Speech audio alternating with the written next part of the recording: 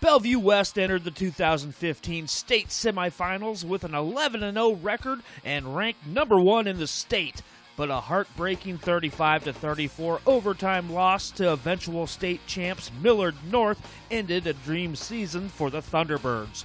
Yeah, that 2015 group was about as fun as it could possibly get. You know, they were excited kids. We played with a great deal of enthusiasm, but we were also fast and tough, which is always what we want to be. So it was phenomenal. Scored a lot of points. Defensive got way better, and I really feel that's why we were able to turn the corner of being a 6-4 team versus a team that was in the hunt for a championship. And that semifinal game was phenomenal. It just didn't go our way. The only time we trailed the entire year was that after that 2-point conversion. So that was a tough pill to swallow. Now, head coach Michael Huffman must reload for 2016, replacing some very special players from the 2015 class. The first day of second semester is when our weight room shifts over from the kids that played in 2015 to the 2016. And I sat them down before we even came in the room. And I said, boys, I honestly feel, because I never shoot them full of nothing. I mean, it's going to be straight and to the point.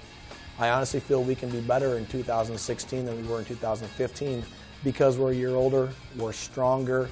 I do not think we're going to score as many points as we did, you know, and I think that would be unrealistic. But I think our run game is going to be tremendously strong. We still have guys like Caleb Getz and Chris Finn on the perimeter. We have some very gifted receivers, but they need to learn how to block and how to catch big-time balls on Friday nights. Because if we can still spread people out and keep those running seams open for Jalen Bradley with, you know, Sam and Tyler and A.J. Forbes up front, I think we're going to be in pretty good shape.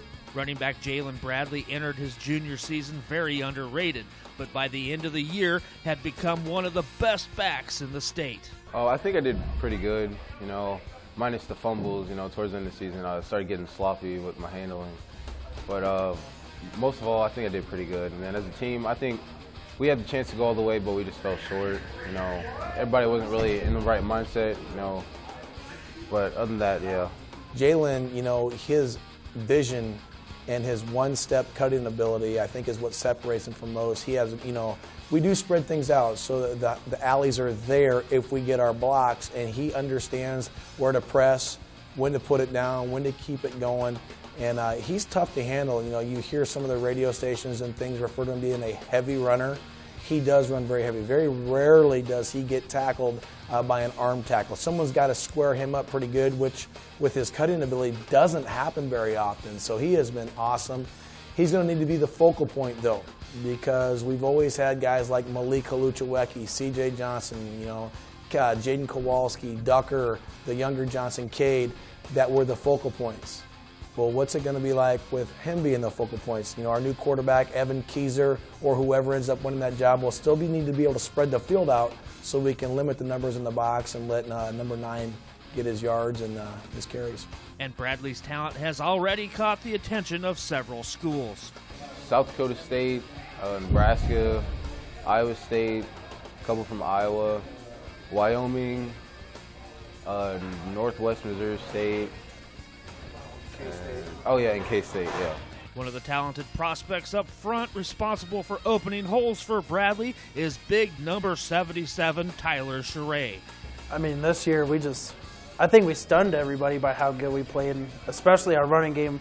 Our passing game everybody knew that would be great with Kowalski and Caden and Tristan now coming onto the team, but our running game was just phenomenal for how we were perceived before as just a pass team. We ran the ball 25 to 30 times a game and did it successfully with I think it was 7 or 8 yards per carry with Jalen. I mean, I don't know about you guys, but that's pretty good, especially for a high school team with a couple of smaller linemen on our team like Nate. But I mean, we just didn't. We did better than I thought we would do in the running game, but. Finishing 11-1, best team in school history. We broke all our school records for running and throwing like that, so that was great. And being the number 1 team in Bellevue West, walking these halls, it's great. You know, I think Tyler's biggest strength was his ability after his freshman year to get out of his comfort zone and get in the wrestling arena, because his flexibility his pad level and his footwork have increased exponentially since then, and he has become a fantastic finisher. He's always been a cake on contact guy, meaning as soon as he made contact, the guy fell down. Well, once you're playing against really good teams, you're playing Millard North, you're playing Papio South, that doesn't happen. He's learned how to pound his feet, get up underneath, and then finish blocks that way. I said, now the difference that you need to take it to the next level is you need to knock a guy down and then go get up and get another one instead of say, hey, I just knocked that guy down. Things like Ricky Henry did for us at Burke, be that ultimate whistle-to-whistle guy. I've like a 1 out of 10. I probably did like an 8.5 because I know I could do way better. There's some blocks where it's like I should have finished that guy, or I should have had my hands inside and he would have been done for, or if I would have got off the ball harder or something like that. But I mean, this year I just got to go pedal to the metal and just dominate everybody. I can't waste my time this year, and I just got to go as hard as I can on everybody and don't take nobody lightly. So I'm just excited about this year. And Tyler says he loves blocking for number 9. It's just like when you're blocking a guy and you see him just truck somebody, that just takes it to a whole nother level. It just makes you want to dominate somebody, to show him that you're doing just as much as he is to make those yards come. And I mean, just seeing him run this year was just crazy. I mean, I love blocking for that kid. I love him as a person too. He's a great kid. He's got great heart for football. He loves it so much. Oh, it's amazing. The holes just open up. They're so wide. They help out a lot. I'm glad I got them back. And just like Jalen, Tyler is receiving plenty of interest from college coaches. I mean, SDSU is just all over me with Dan Jackson. That dude's awesome. But Nebraska, Coach Kavanaugh's been here. Iowa's been here. K-State's been here. NDSU just popped in last week to see when I'm coming down. So I got quite a few interest. SDSU is the only one out of those teams, and Wyoming came in too. Those are the only team that offered me so far, but it's also only my junior winter, so I'm excited about the senior year. And with all the returning talent on the line, Bellevue West should once again be in the hunt for a state championship. I love it. I mean, we got a really good squad coming back. We just need to get our sophomore quarterback into it. We need to set him up a little bit better with the run, more and more. And I personally want to run the ball more and just see what we could do against these teams, because I think we could dominate this year again. So I'm excited to see what happens. We feel pretty strongly now we need to develop that leadership piece. These guys have not had to been the focal point. Now granted, Sam Vanderslice and Tyler Charay have started every game of their high school careers, which is crazy to think they're at 40 games already as going to be seniors. We have A.J. Forbes back. He had an injury shortened sophomore year, but has played a ton of downs. We really have 5 starting linemen coming back.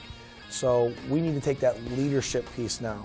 Some guys that were role players, we're going to get the ball when they're taking away some of those dynamic playmakers. What are they going to be like when the spotlight's on them, when the stage is big? When you're playing Millard North, okay, and it's 28-28 with 4 minutes left, are they going to be able to be the guys that can go on a 96-yard drive to win the football game, or are we going to drop a couple passes and then have to punt? So that's where it comes in. That's why you lift all winter long. We are a huge multiple sport school, so getting out there competing. So we have to take advantage of the minutes that we have. We'll do some leadership training here starting this week with the whole group. I know some schools only pull out some kids, but I'm going to pull them all, and do what we can to see who develops. And I think it could be a pretty nice 2016.